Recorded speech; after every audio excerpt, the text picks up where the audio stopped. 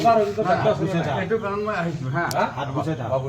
হাত গুছা মই এইটো কাৰণ মই আহিছো হাত দিবা দিয়া বাবু এটা বাবু দেখা কাণত হাত দিবা দিয়া নাই তো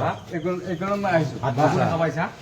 হাত বাবু গুছা দেখাও নেকি না দাদা পুৰি খাম বুলি নকবি অসমীয়া পুৰি খাম বুলি নকবি বাবু মই কৈছো এই কোন কৈ দিছো এই হাত গুছে তা বাবু মই কৈছো নেকি